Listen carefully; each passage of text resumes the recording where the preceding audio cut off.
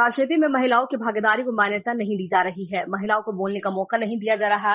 चुनाव प्रचार में भी पुरुषों का आक्रामक रुख पुरुष महिला उम्मीदवारों के लिए प्रचार कर रहे हैं। शिकायत औसम के हैलाकांडी से आई थी। महिला उम्मीदवारों को प्राथमिकता देते हुए पंचायत चुनाव में 50% सीट आरक्षण का लक्ष्य रखा गया था। इसका उद्देश्य महिलाओं को सशक्त बनाना है, लेकिन हकीकत में तस्वीर कुछ और ही उभर कर सामने आई। शिकायत यह है कि पुरुष पत्र सत्तात्मक मानसिकता से मुक्त नहीं हो पा रहे हैं। ये सच है कि उनकी पत्नियां, बेटियों और रिश्तेदारों को राजनीतिक क्षेत्र में उम्मीदवार बनाया जा रहा है, लेकिन प्रचार के दौरान वो स्व मैदान में उतर जाते हैं। इस तरह की तस्वीर की साबित करती है कि राजनीति में महिलाओं की भागीदारी को उचित मान्यता नहीं दी जा रही है। महिला संगठित आसन है ना सर? जी सर, महिला संगठित आसन है, लेकिन महिलाओं को फील्ड में नहीं दिखाई जा रहा है, जस्ट प्रतिनिधि दिखाई जा रहा है। इसके बारे में आप क्या कहेंगे? महिला तो बहुत है। आज सभा में 50% 60% महिला है। आज यहाँ भी सभा में आपको आप वीडियो दिखा दीजिए लोगों को।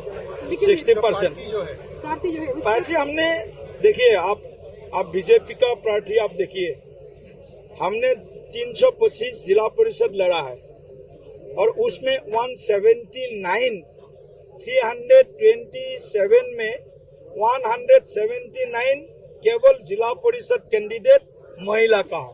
यही आप प्रमाण लगाइए। মহিলাদের রাজনীতির ক্ষেত্রে যে জায়গা দেওয়া হয়েছে এবং তাদের যে অধিকার দেওয়া হয়েছে, বাস্তব ক্ষেত্রে দেখা যাচ্ছে যে তাদের সেই অধিকারটা খর্ব করা হচ্ছে। এই জন্য একটা প্রশ্ন জাগছে যে যেসব মহিলা প্রতিনিধি আজকে দাঁড়িয়েছেন, পঞ্চায়েত ইলেকশনে যারা দাঁড়িয়েছেন, তাদের ছবি না দিয়ে তাদের প্রতিনিধিদের ছবি দেওয়া হচ্ছে, স্বামী, ভাই, বাবা। তো এখানে এই প্রশ্নটা এসে দাঁড়াচ্ছে, তাহলে কি তারা যোগ্য না? তারা যদি সত্যি সত্যি যোগ্য হতো তাহলে তাদের আইডেন্টিটিটাকে কেন লুকিয়ে রাখা হচ্ছে? তাদের যে পরিচিতি, সেই পরিচিতিটাকে যদি লুকিয়ে রাখা হয়, তার মানে এটা বোঝা হচ্ছে যে তারা সেই জায়গা পাওয়ার যোগ্যতা এখনো অর্জন করতে পারেনি, যার জন্য তাদের হয়ে অন্যরা কথা বলছে। তো একজন নারী হিসাবে, একজন মেয়ে হিসাবে আমি বলবো যে যেহেতু তারা বেরিয়ে এসেছে রাজনীতির ক্ষেত্রে, তারা যখন বেরিয়ে এসেছে তখন তাদের কথা তারা বলবে, অন্যরা নয়।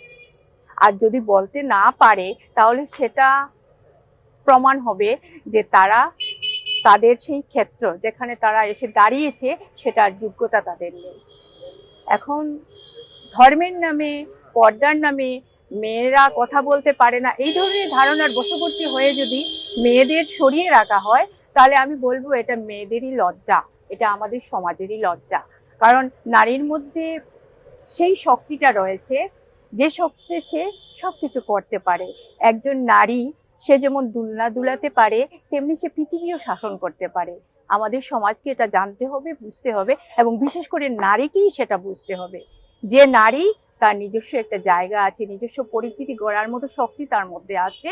আড়ালে নয়, এগিয়ে আসুক, বেরিয়ে আসুক, নিজের কথা নিজে বলুক। ধন্যবাদ।